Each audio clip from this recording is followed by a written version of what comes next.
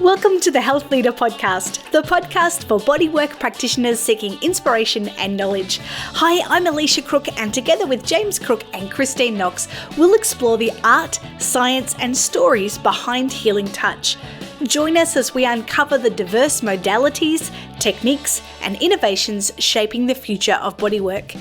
Get ready to expand your skills, connect with a vibrant community, and unlock the hidden gems of this transformative practice. This is the Health Leader Co., where we illuminate the power of touch and embark on a journey of discovery and growth. Welcome to today's episode of Our Power to Choose. My guest today is Mechelle Webb, who is a licensed massage therapist and licensed esthetician. She's been in the industry since 2005 and has run her own spa since 2017. Mechelle is also a life coach and specializes in resilience. What is resilience? The APA, or the American Psychology Association, describes resilience as the process of adapting well in the face of adversity, trauma, tragedy, threats, significant sources of stress, such as family relationship problems, serious health problems, workplace financial stresses. It means bouncing back from difficult experiences.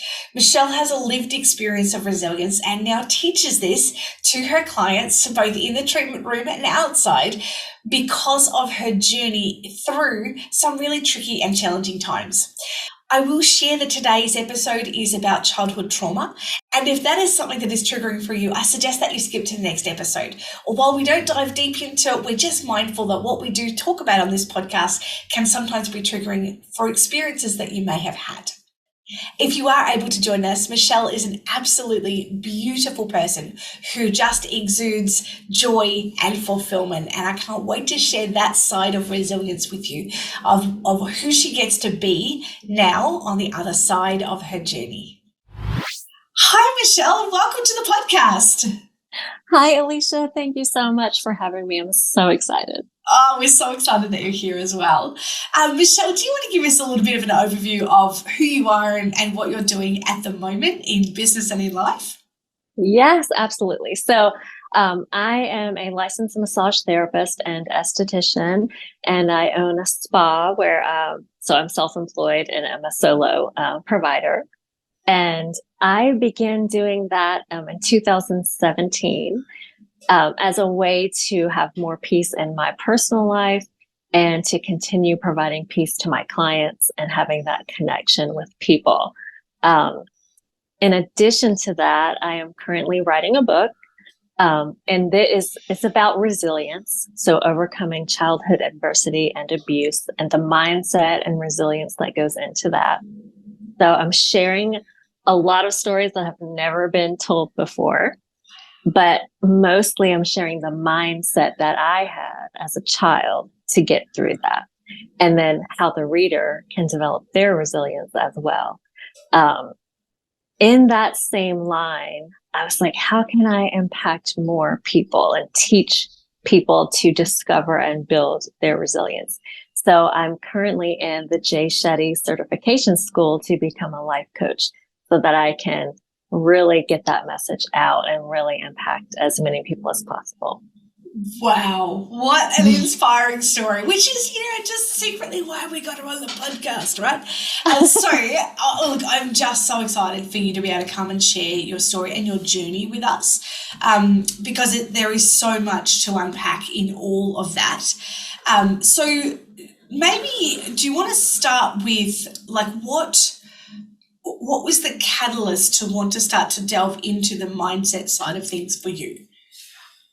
Yes. So actually, when I was a student of your coaching program, that's really when I started learning a lot about mindset and core values. And, of course, it's from a business perspective, but it's applicable to everything.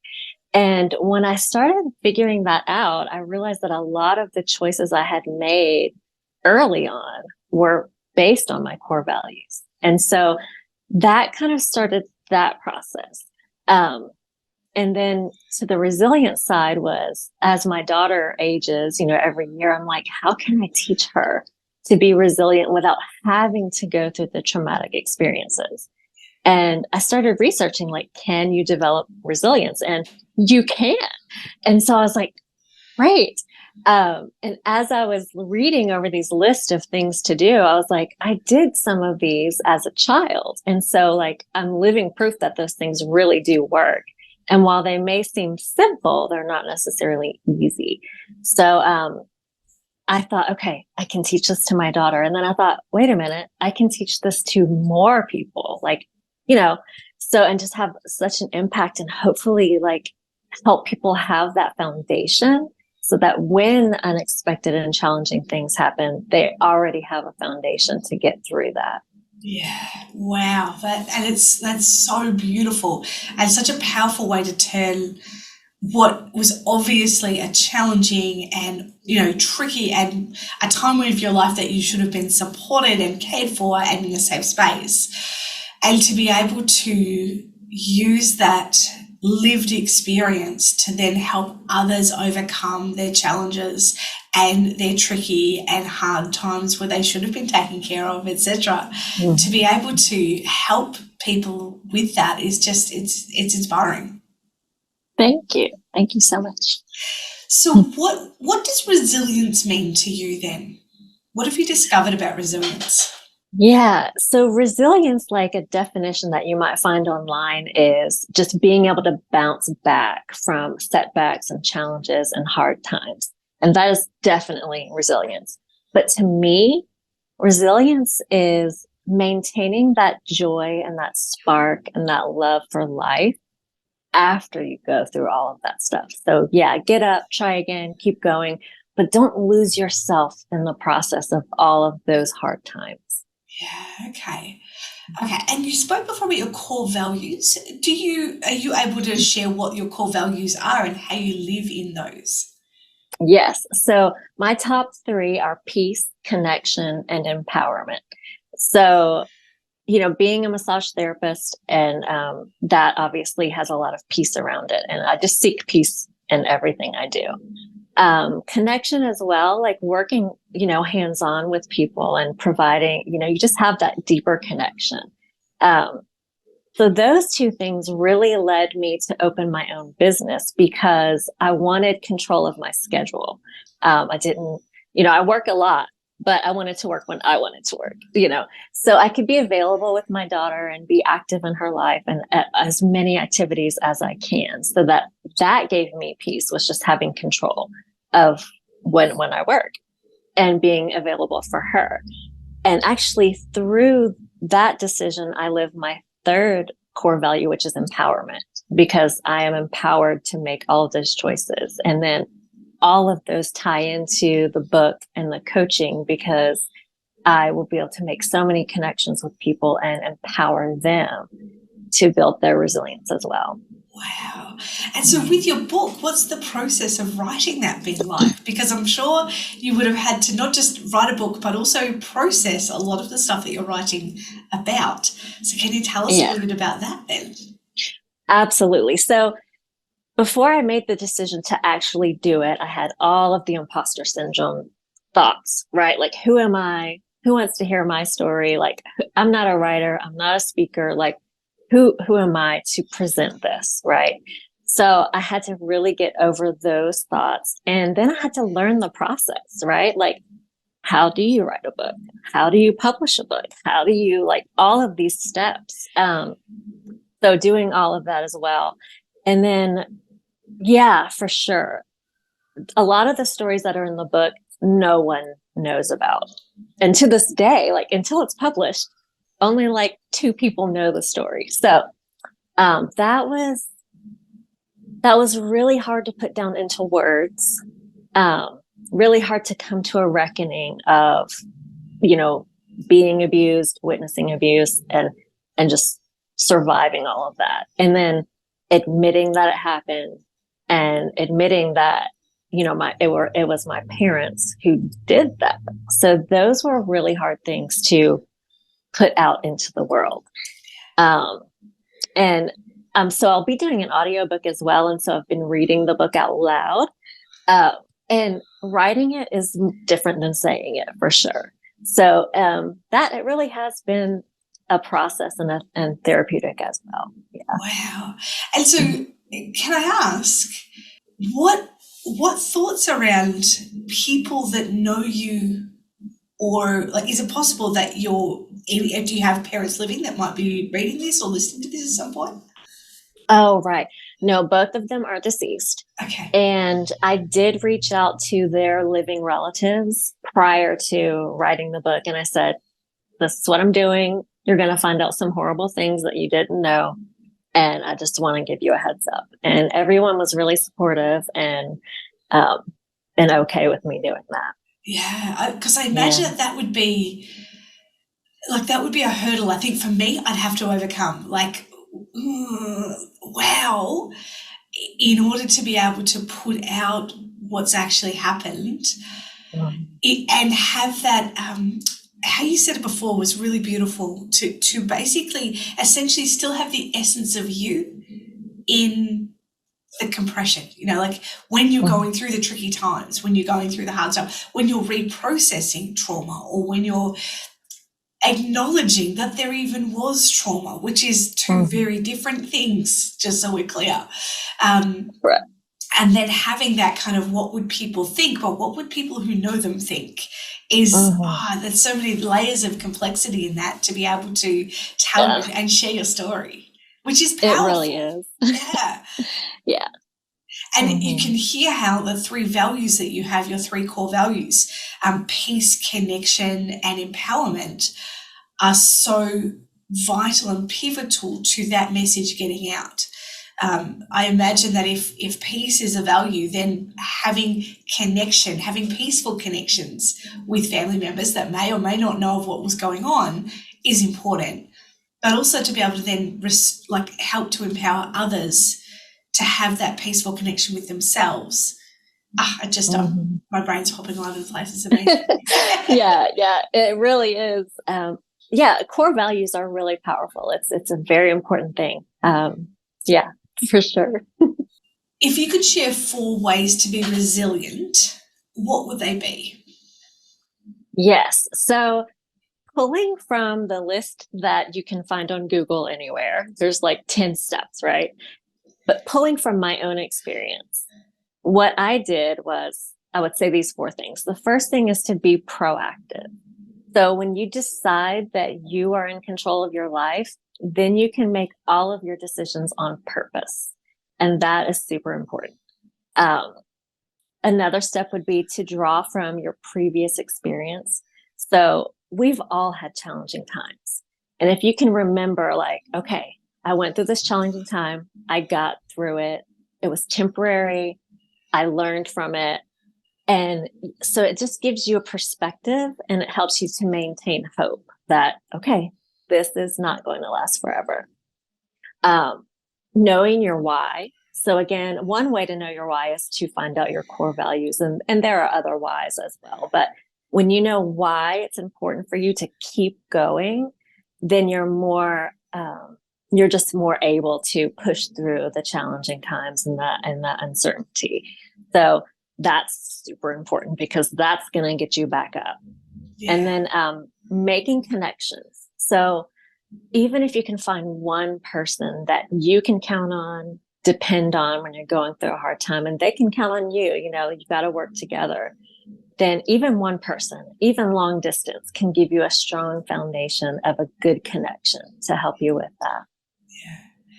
Those 4 steps are incredible and incredibly helpful and insightful to be able to break down how we can build more resilience and actually see that there are foundational building blocks to that, rather than just, bounce back easily, which is like minimizing and unhelpful, and just like it's just too big sometimes when we're going through trauma, we're going through really hard times. To be able to go, there are actually definable steps that are able to be taken, that is incredibly powerful. That is empowering to those that are going through times like that. And I certainly think about times in my life, those that have been hard, those 4 steps are really invaluable and so helpful to help you move forward. Yes, Yes, Yeah. absolutely. So, for those that are listening that are maybe thinking, how do I discover my core values? Do you want to share something that you've actually put together that we want to give you guys that are listening as a resource? Yes, absolutely. So, since I feel like core values are so important for resilience, I've created a free guide that you can download to help you discover what your core values are. Because when you have that why, then you find more fulfillment and purpose in your life. Like it just gives you an energy. Um, and you'll find once you do define your core values, you may have been making choices all along that are kind of leading you there. And when your actions are not in alignment with your core values, you know it, you feel a disconnect.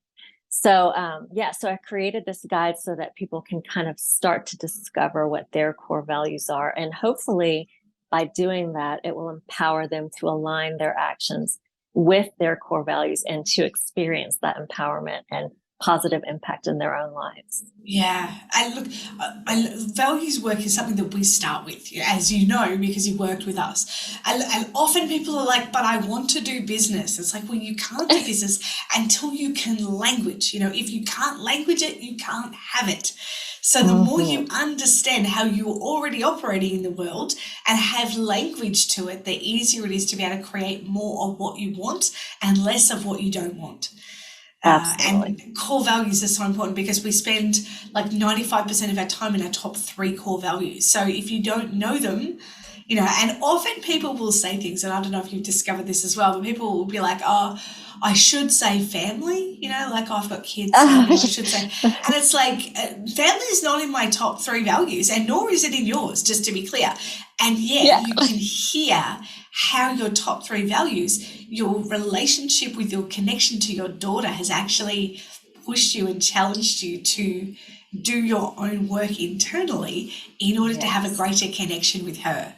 And that Yeah. that is where our top values come in so powerfully, because we can see how we can connect the dots retrospectively, and then we can see, wow, I'm living my values out every single day.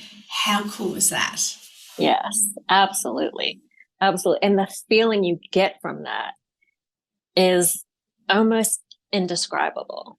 Yeah, So I want people to have that, yeah, in their lives. yeah. Absolutely. Because it's Hmm. so applicable, whether it's business, whether it's our personal life, whether it's, Volvo driving soccer mum, whether it is working in a consulting company, whether it is working in corporate, whether it is being a retiree, like it does not matter. A teenager, does not matter where you're at in your stage of life. Understanding your core values is so vital to being able to Yeah. live in fulfillment.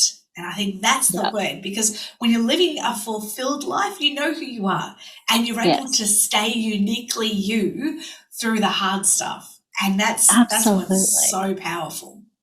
Absolutely. And let me give an example too. So let's say, first of all, people might think, oh, I need my core values to be my job.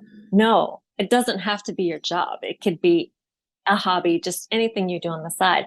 And to that point, someone who is in a very successful career has all the money they could want. Just just from the outside, they look like everything's perfect. But if they're not living their core values, there's this disconnect and this unhappiness, and everybody's like, why? But once they realize what their core values are and they start implementing that in their lives and getting that fulfillment, then it falls into place and it makes sense. But that may be like when you see those people, that may be an indication like they're missing that Yeah. core value. Yeah. And Yeah. if we're not living in our core values, we're going to be in a world of pain. Yes. Show me somebody who's living outside of alignment of their core values, and I'll show you someone who is in a world of pain. Hmm. Because if Yes. we're not living in them and we're constantly living out of them, or in a disconnected way, we can't not be in a world of pain.